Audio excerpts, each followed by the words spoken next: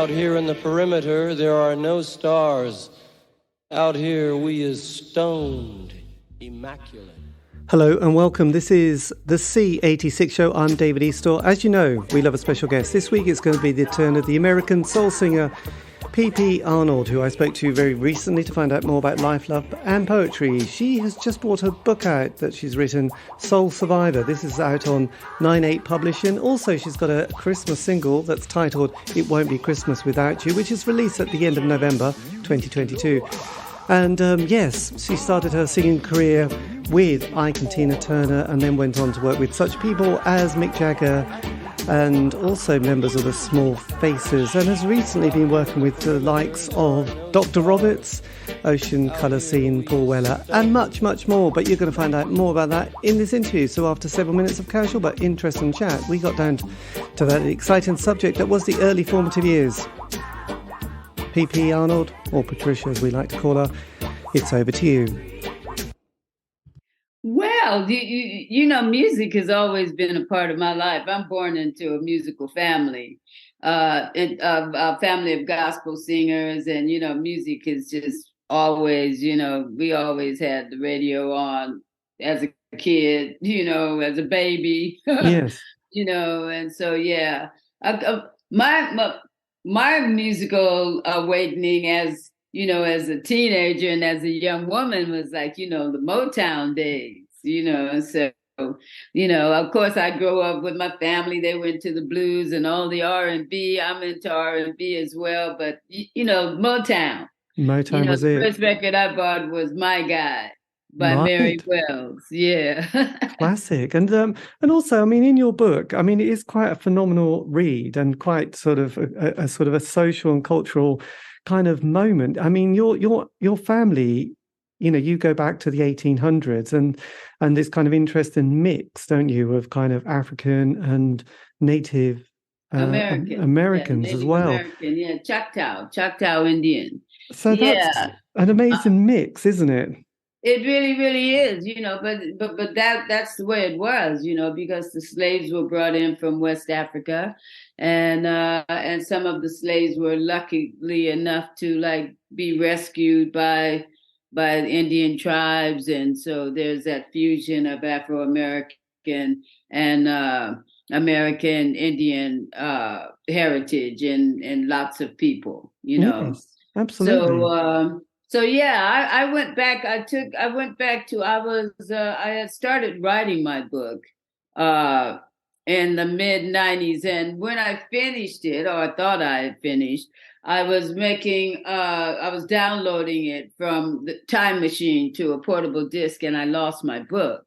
So I had to start all over again. And so at the time I was like doing like ancestry, sort of like doing some personal ancestry work. So, and I just decided, you know, because I'm a soul singer and everything, and people want to know about the music and everything, I thought, well, let me take it all the way back to the plantation, because that's where it all started, you know, back there, you know, from like the African call and answer type things into that became the American gospel, the root of the American gospel thing. And then, you know, the blues, you know, all the blues and take it through there and take it through my family.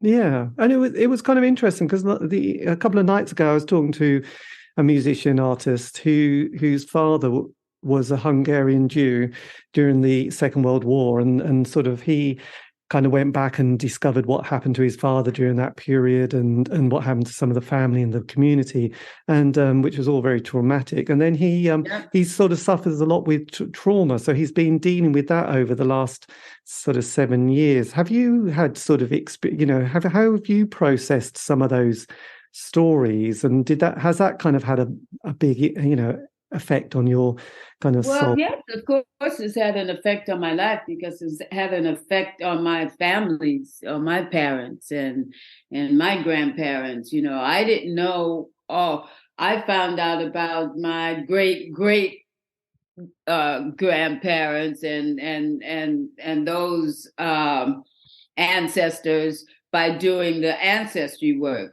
I knew nothing about them because my family had never told me anything about them.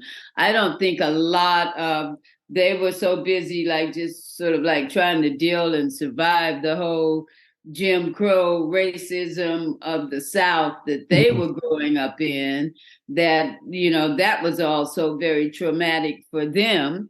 And so because of the traumatic things that they went through and how it affected their personalities, of course, my siblings and I were, went through a lot as a result of all that, like the, very strong Christian upbringing, because the Christians, that's what the slaves were. They weren't allowed to practice their own religions. And so Christianity and, in the Old Testament and, beat the children, like all of that whole sort of stuff, So we grew up with that, with a lot of that. And we grew up, I remember having a relationship with an aunt of mine who I never understood. She was so mean. She was so mean, and she would punish us by like pinching us and everything. And I thought, I didn't understand those things as a child and everything.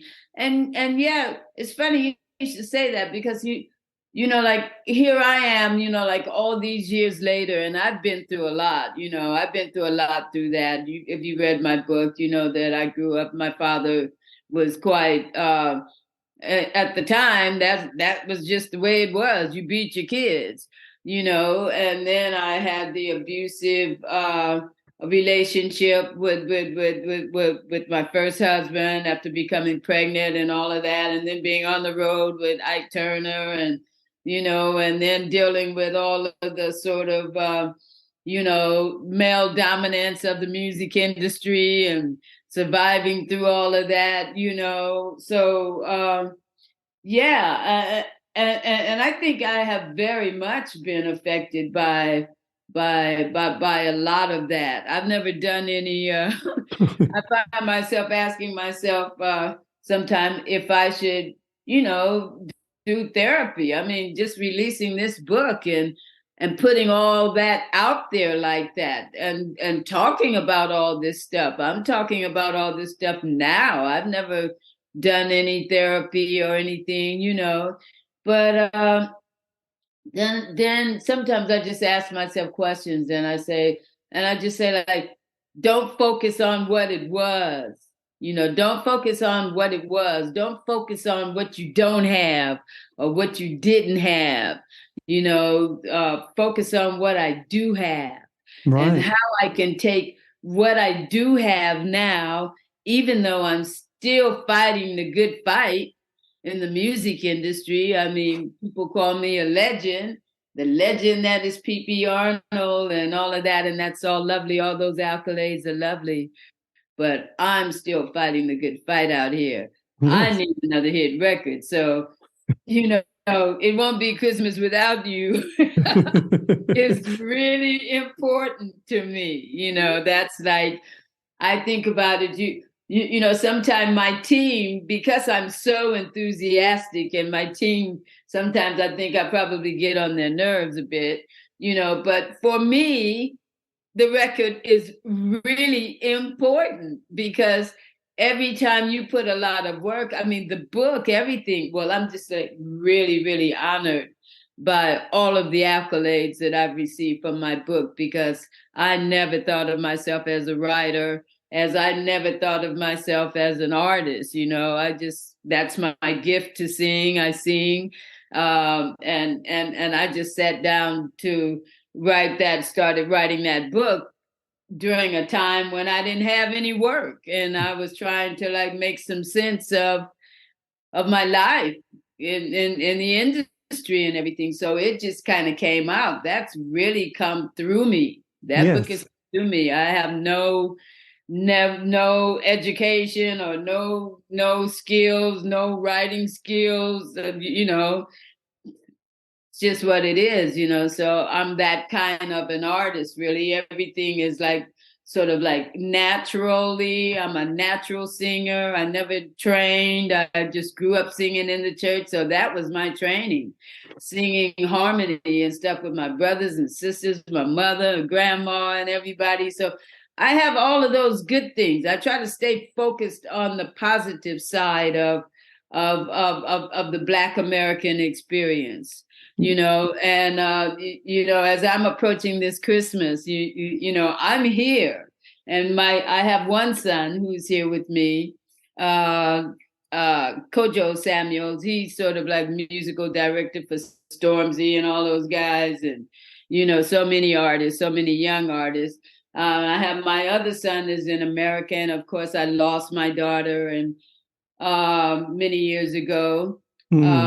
My family, my sisters and brothers, they're all in the States, so here comes Christmas again, and yes. Well, I was going to say, luckily, yeah, it's like my life is, even though I'm an Afro-American, I've spent the majority of my adult life here in the UK.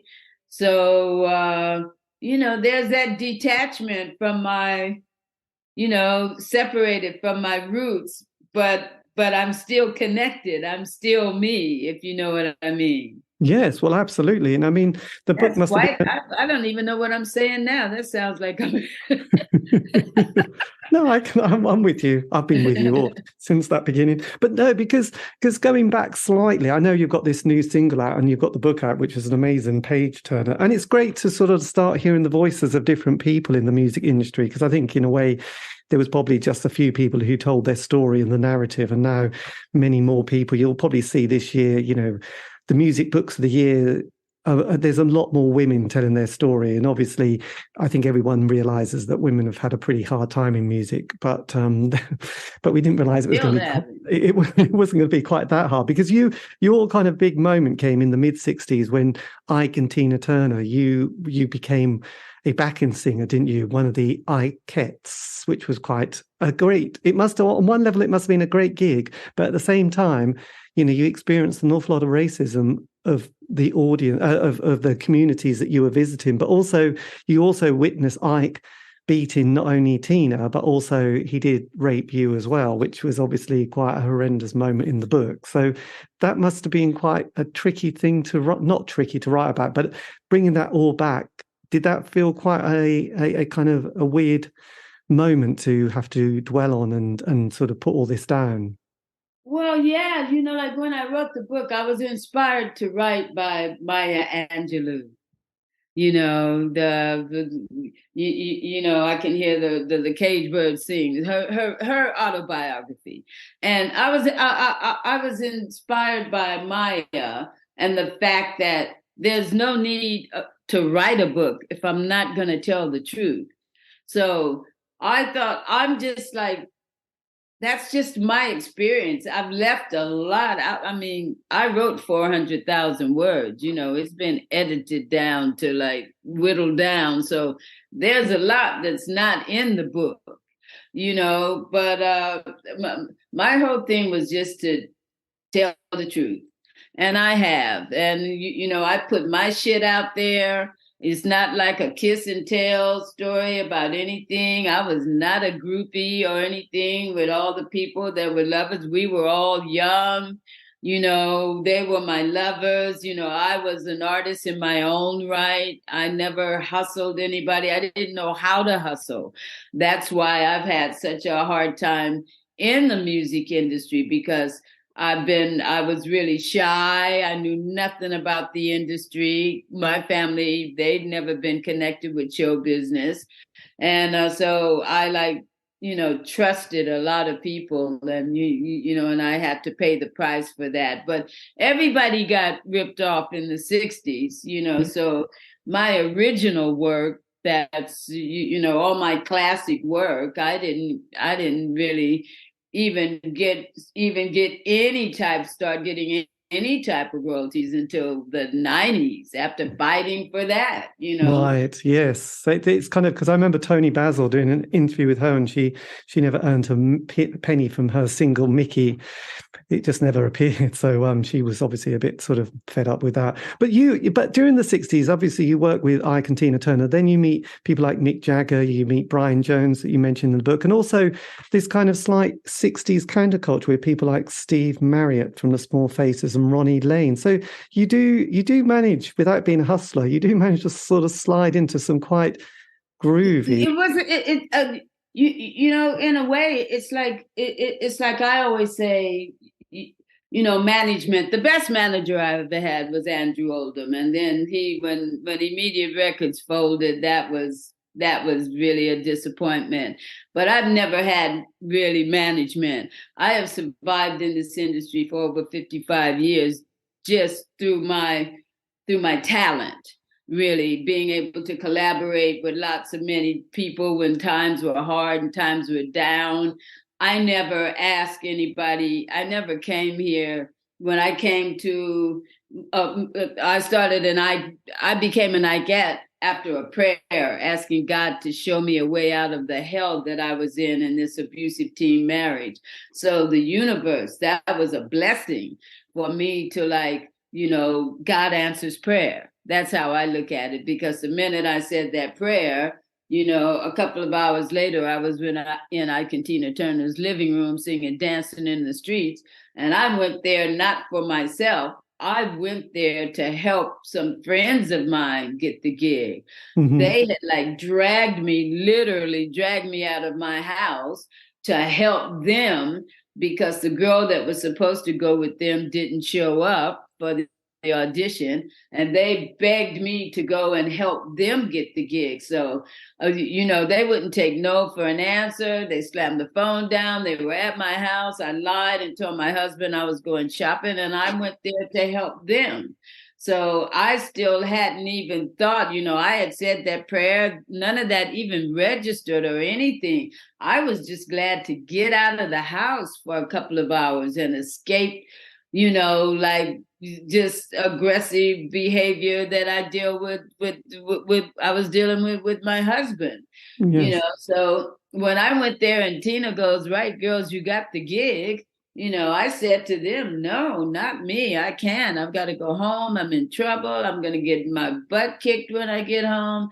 Tina goes like, well, you know, like, if you're going to get your butt kicked for nothing, why don't you ride up to Fresno with us and at least do the show?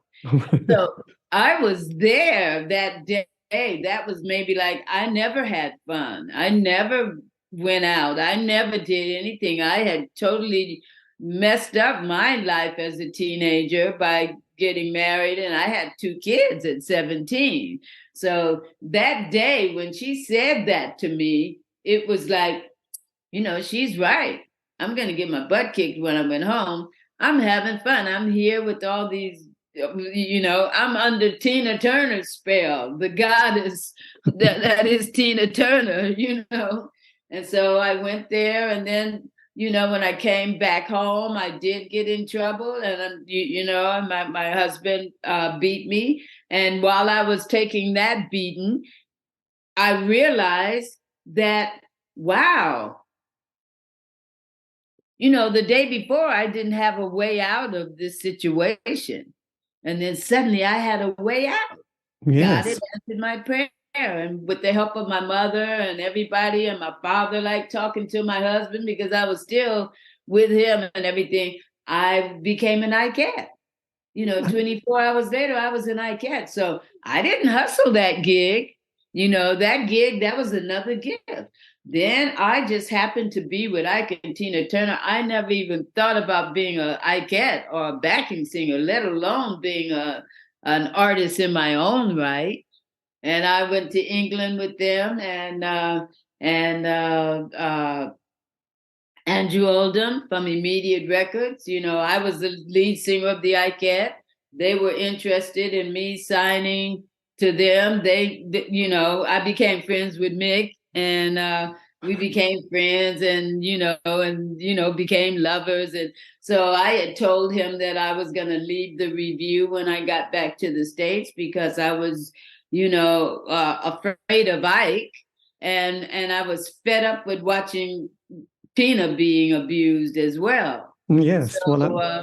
So Mick kind of took that word back, and then Ian Stewart, who was the Rolling Stones road manager, he said to Andrew that Andrew should really check me out for the immediate label. And Andrew was a big fan of the whole West Coast sound and Phil Spector and the girl groups and the Ronettes and da-da-da. So anyway, they liked me. I couldn't believe it. I mean, I didn't even understand why anybody chose me. I didn't understand why Mick Jagger, I didn't even think I was cute or anything. If I knew how gorgeous I was back then at the time, I'd probably be a superstar now. But I was so shy. I had no confidence in myself. So once again, that opportunity came. That was another opportunity from the universe to help me move forward in my life and take care of my children. Yes, absolutely. So that's how it started. And that's how I got in the music industry. So I never I'm going to do this. And then after I was in the music industry and all those years that I was getting ripped off and everything, that was because I knew nothing. And I wasn't a hustler. I was too shy to even ask for my money. God, it's a horrible story, isn't it? But then, yeah, it is. So I can only speak on my own individual experience. My experience of my experience in the music industry. Yes. And all I know that I have survived. You have survived, amazing. By my talent. Because and yes, by absolutely. being respect from my peers and from other artists who like my sound. I have a sound that people like, and that's helped me to survive. Yes. Because when I'm down and out, it's like the universe always, here I am now. I didn't know I was going to do this record. I've come back. I've had to leave my home in Spain because of Brexit. I'm here relocating all out of sorts. My book is happening. I'm promoting my book. Don't have a clue how I'm going to get back on my feet again after after COVID, because my last album, The New Adventures of P.P Arnold, which was released in 2019 and produced by Steve Craddock, had just done so well. That album was doing so well. We toured the UK. 2020 was supposed to be the year, So as a solo artist, you see people see you out there and they see you working and they think that you're making money. But as an independent artist, you pay for everything. So 2020 was a really important year for me to benefit from all the hard work that I have been putting into my career for the last 2 or 3 years. Yes. So you're starting all over again. So this year, coming back to the UK after COVID with the book, I'm starting all over again. I don't know how. I'm still trying to find a way. I'm trying to find a way to be out there working, to get the proper gigs and things like that. Then I get a call from my solicitor with this record, this opportunity that this record, my single, It Won't Be Christmas Without You, was supposed to be recorded by Cher. Right. And Cher was doing other things. So the track came to me by my solicitor, who is a good friend of Brian Rawlins of Metrophonic Studios. So they sent me the track. I liked it. It was really cool. I thought, well, wow, it's got everything a Christmas record is supposed to have, doesn't it? It does. And it's like the 60s, the whole sound. That's where my whole retro vibe, that I could put on it. And I was a bit concerned because, it's a high key. And I was thinking, oh, I hope I can, still hit these notes like that. But I do always, like, even when I'm not working, I do my vocal exercises so I can be ready. I keep my voice ready because I never want to sound like an old lady, even though I am old. I don't want to sound like an old lady. It's a muscle. You have to keep it going. It's a fitness. I'm into fitness. I ran long distance up until about 8 years ago when I stopped and, because I have to be careful of my knees and stuff. But I train. I don't train in the gym. I do Pilates. I do yoga. I dance, and I'm really into nutrition. Yes, we all love our good gut bio, don't we? Bacteria. Good gut bacteria is the new rock and roll in our lives, I think. We all like to have. Yeah, absolutely. It's so important. I know, sauerkraut and kimchi with kombucha, and we're happy, aren't we? But look. Wow, that's good one. I've had all of those separately, but not together. I never had it with kombucha, but I guess I can imagine that's great. It's a good ferment. Regenerative herbs, these that I've been taking since 1994. Right. Yeah. Because just going back, because when reading your book, I kept thinking, I'm amazed you haven't mentioned Linda Lewis, and then she appears, doesn't she, towards the back of the book? Because actually, she gets into the world with people like Terry Reid and David Bowie, and she goes to Glastonbury, and she in 71, and has a sort of that kind of world. And actually, you meet in Steve Marriott and Ronnie Lane. You have sometimes quite a similar sort of moments in life where you sort of come back or go from quite a different world into that world that is kind of, I suppose, that hippie counterculture, don't you? Because Steve Marriott did some great stuff with you was it your first or second album? Yeah, with the first album, If You Think You're Groovy is on the first album, and 10 Soldiers that we did together. I worked with them on Ichiku Park and 10 Soldiers. We were label mates, slightly different from Linda. Linda's later than me, and the difference between Linda and I is that Linda was in the hippie culture. I was kind of there. I guess you could call it hippie. I don't know. I was just a part of the 60s. You know what I mean?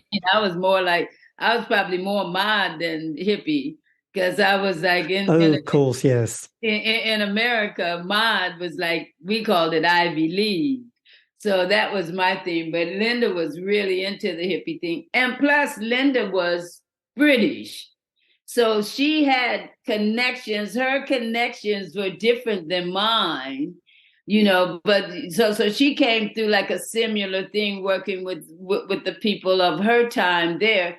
Whereas my thing is slightly different. I didn't really know Linda until I didn't know of Linda that much until, like you say, she comes into my book later. Yes. Because the 70s, I was off the scene during the 70s, the majority of the 70s. If you read my book, you worked with on Jesus Christ Superstar, the musical, but also with Nick Drake as well, didn't you? At one stage, sure did. What was that? And then recordings with people like Dr. John, Graham Nash, Jimmy Weatherspoon. Right now, I'll call you back. Oh yes. So someone was calling me. That's okay. It's exciting. Yeah. Okay, yeah. So I was just going to say, you'd recorded, the rock musical Jesus Christ Superstar, but also Nick Drake's Poor Boy as well. What was that experience like? Because obviously that was great. It was just a session, basically. Doris Troy and I did that with Doris Troy. Doris called me one evening and said, hey, baby, you want to go do this session with me? And I ended up in the studio with the session was for Nick Drake. He was like, I didn't really know him. He was a very shy, introverted guy, very similar to myself, really. And I was there with Doris, and we and he had this track, Poor Boy, and And he told us what he wanted us to do, and we just like sucked it to him, and he was happy, and and that was it. And that's my experience with Nick Drake. It was just an evening in a studio doing a session, and I didn't even know about that track until like in recent times, because I never heard the track Right. after the session. And then when I came back to the UK and everything, and then through his tragic death and everything, and him becoming he was like a big, big name bigger after his. Huge. Yes, Yeah. he was definitely quite unknown when he was alive. But did you work? Exactly. Did you work with Joe Boyd on that? Was Joe Boyd the producer of that particular? Yeah, so that's what we were in the studio, and that was it. It was Doris's connection, and she called me in to go and do the session with her, and so that's how I'm involved in that track. Yes, because one thing about the book, which has got a lot of detail, there's moments where everything feels like it's going to get better, and then some tragedy happens. Because then in the 70s, you get this call and your daughter's being killed, and she's quite young in a car crash, which must just completely floors you again.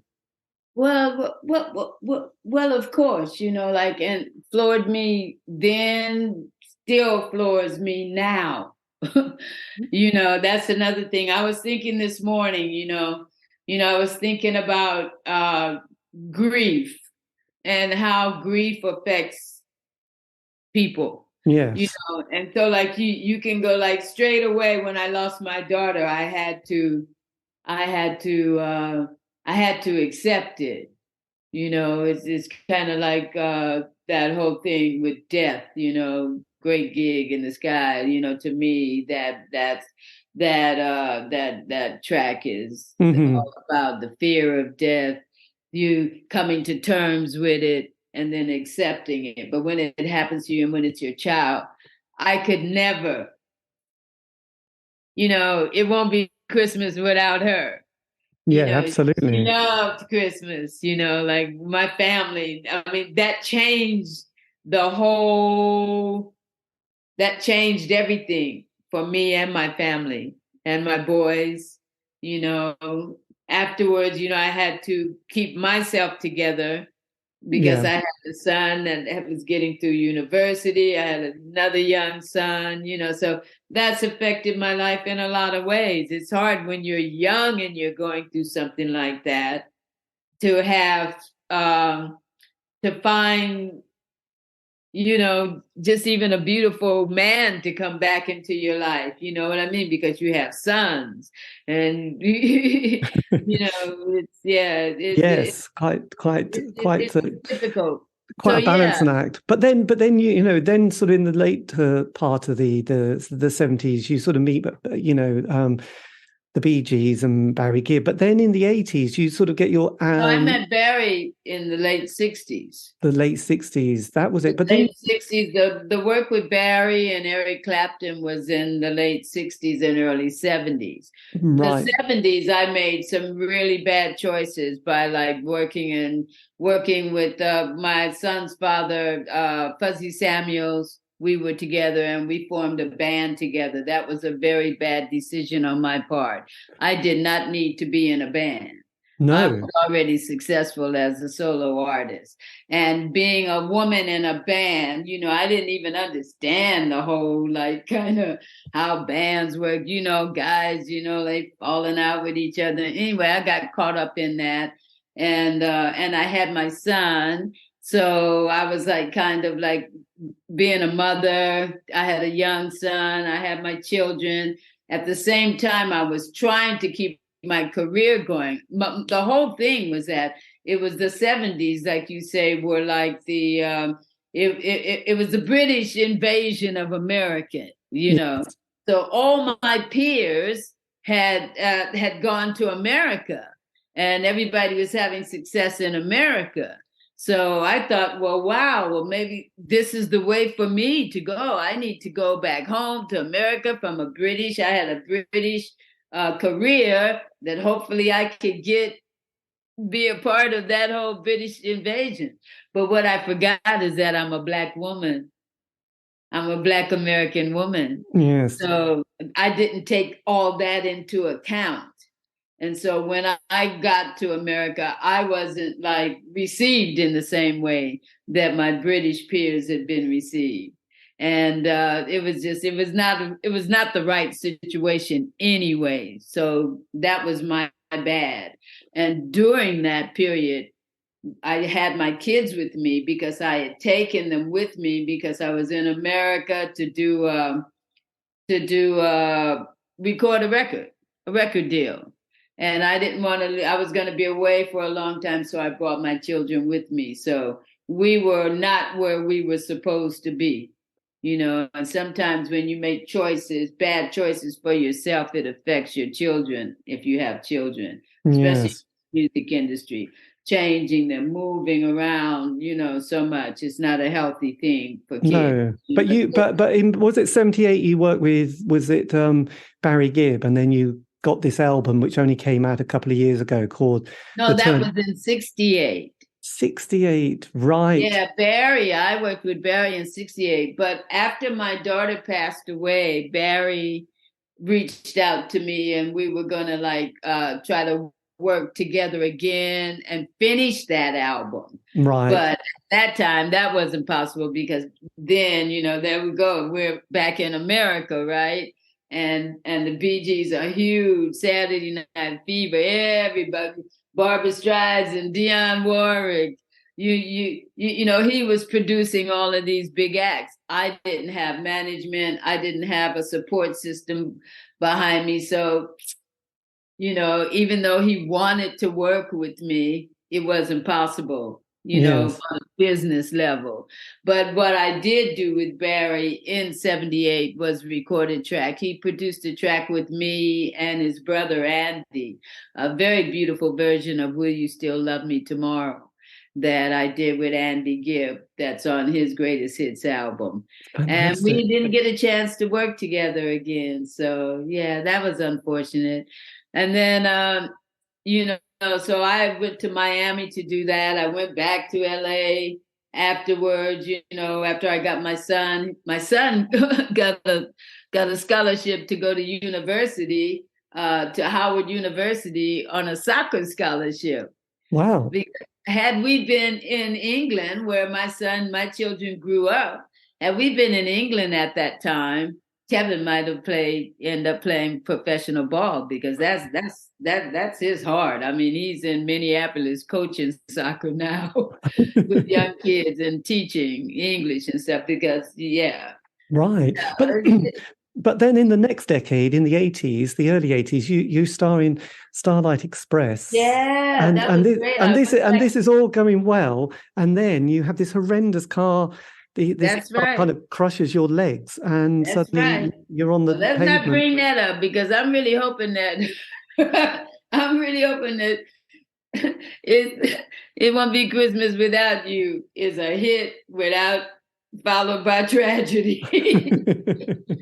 I really hope that I've paid my dues, whatever it is,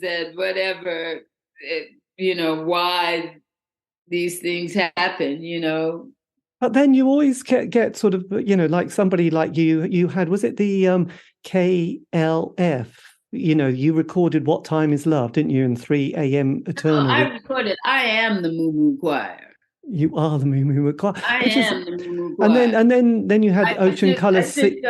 I took Katie Kassoon in that studio and we tracked that choir thing out. Their whole sound is me. Right. But I didn't do What Time Is Love. I did 3 a.m. Eternal.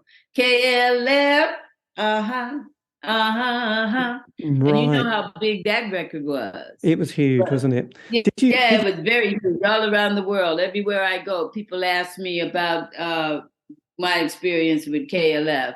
And I have to say, I wish they would pay me my money. Oh dear, Bill Drummond. That's terrible. Yeah, Junior. it is terrible because we had a deal that the Moo Choir was one thing, but if he used my vocal on anything, you know, and I don't care what anybody says, that is the hook of that record. You Yes, know, there's no that is the debate. hook. It's me, my is not the hook. And so like that, E-I-E-I-O, that's what it No, we is. don't. We will never remember that as a hook, will we? You know what I mean? So like, I asked them for 5% if they used, and so that was all I asked them for, and then they went and they supposedly burned the money, and I don't know, you know, It's, yes. So how you did know. you then get involved with dear old Dr. Robert, one-time member, or probably still Oh is the yeah, member? Robert. I met Robert in Spain. Right.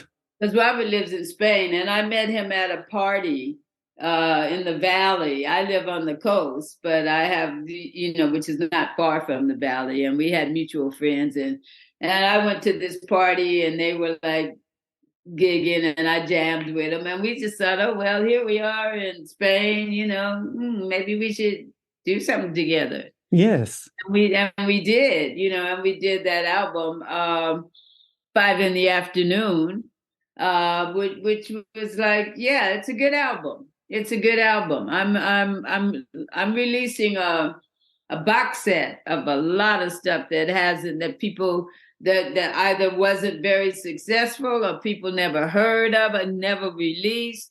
Work that I did with Chaz Jankel of the Blow Monkeys. No, Right. not the. I mean, he enjoyed the blockheads. The Blockheads, blockheads yes. and the We've got blow blockheads, monkeys and yes. stuff. Confused.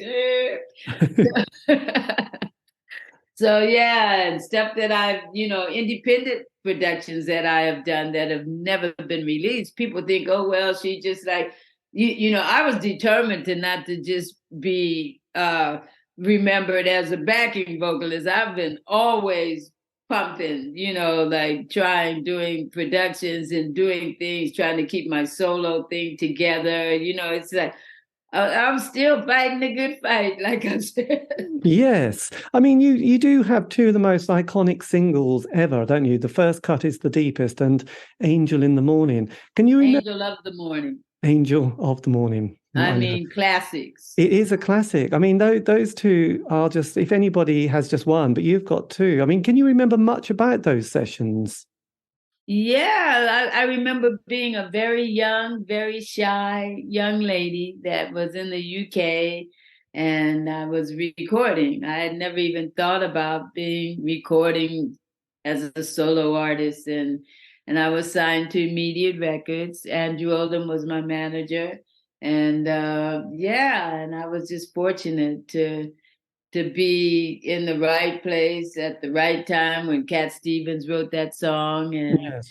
and gave it to me. I loved the song straight away. I identified with the song because of like all the my abusive marriage and young love and all of that, that first cut. And then Angel of the Morning from the Kafunta album. First cut was produced by Mike Hurst, and Angel of the Morning was arranged by John Paul Jones for me, and Andrew Oldham produced it. And it was just like these great songs that no matter, even though I never knew what was going on, I loved to sing. I Yes. didn't even know if I was good or not. I didn't know what I was doing. I just love to sing, and my voice is quite melodic. So I was really known in the 60s more for singing these beautiful melodic ballads.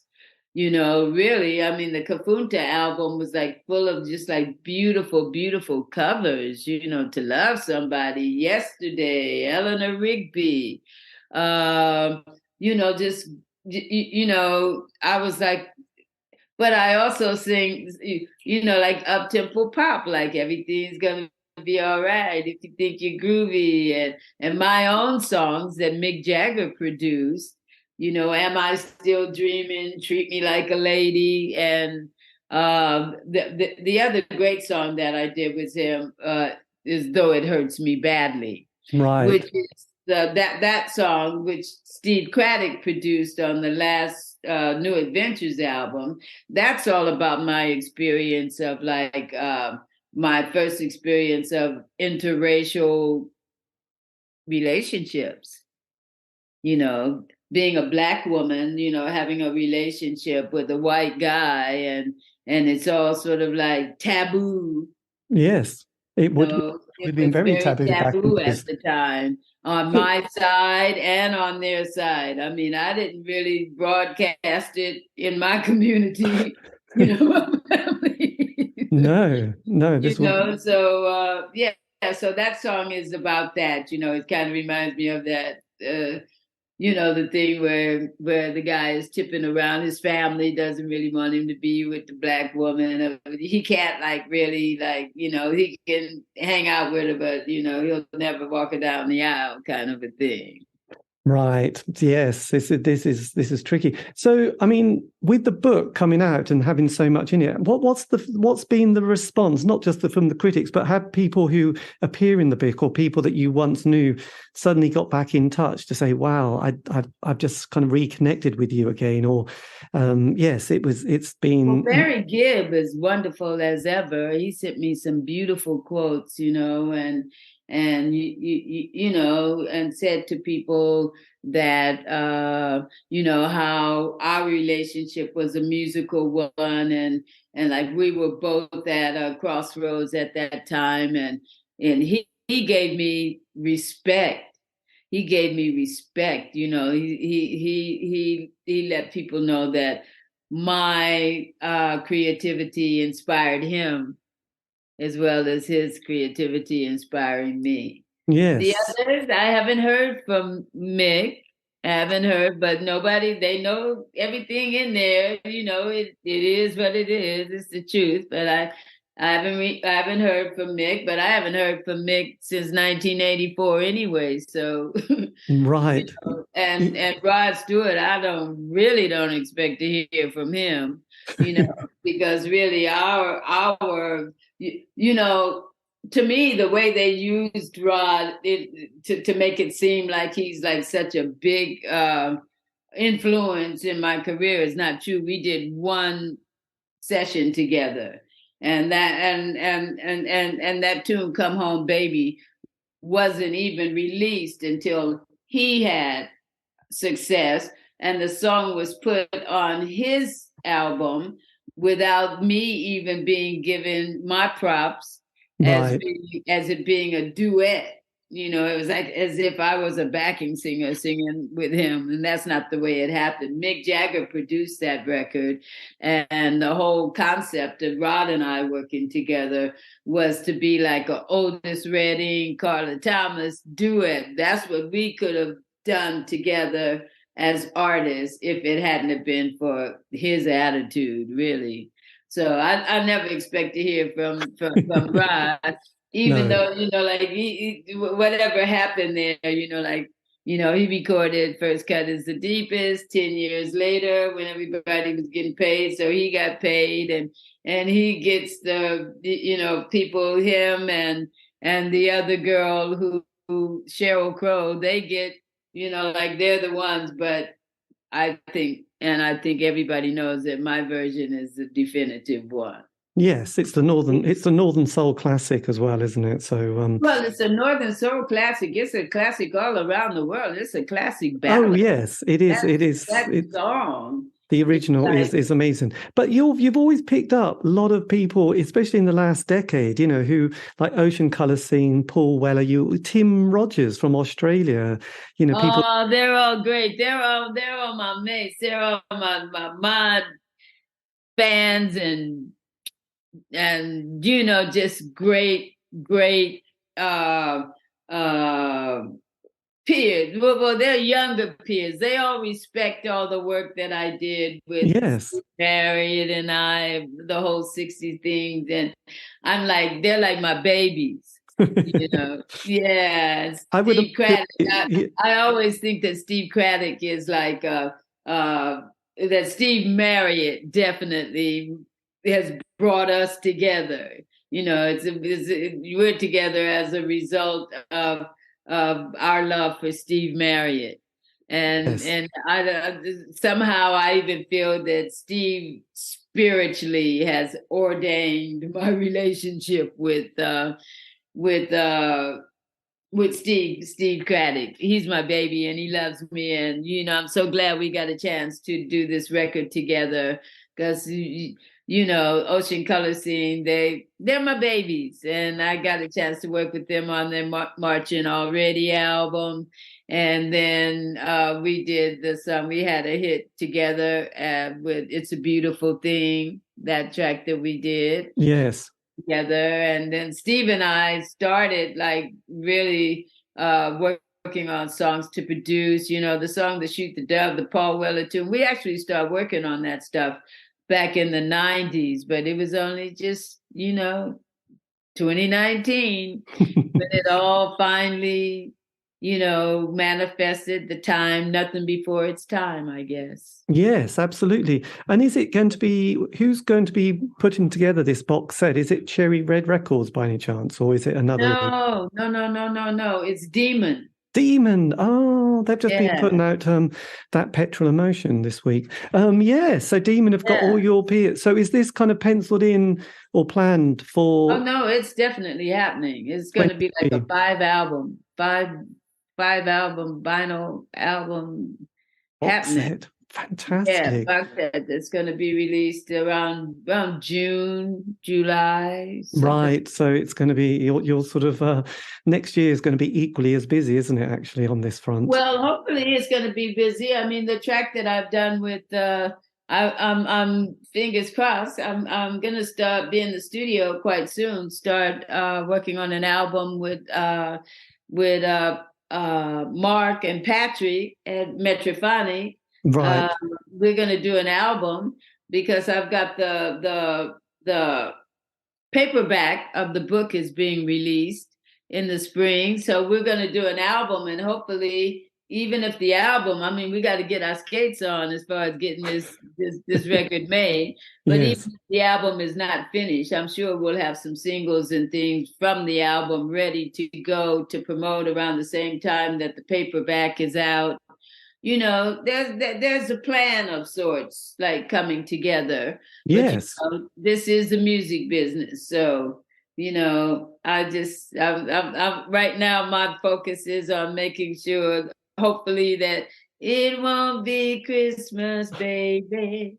Ooh, Christmas. Yes. And just on that front, with this single that is coming out, this is I've just got the kind of press release. Is this going to be on a compilation, or is it just released as a single? It's released on it might be on a compilation. It's released as a single. It's released as a single, right? Yeah, it's released as a single. Unfortunately, it's not a physical product. It's going to be a download. A lot of my fans have been asking. A lot of people aren't into streaming and downloading, and they want physical product from me. But I don't think that's going to happen, because it's like you have a 4-week time for Christmas, and so with the economy being what it is and everything. You know what I mean? It's like really expensive. And even like after COVID, just pressing records, vinyl and everything is all backed up. Yes. So unfortunately it's not going to be a physical product. No, but it's nearly the next best thing, actually. You know what? I think oh, that.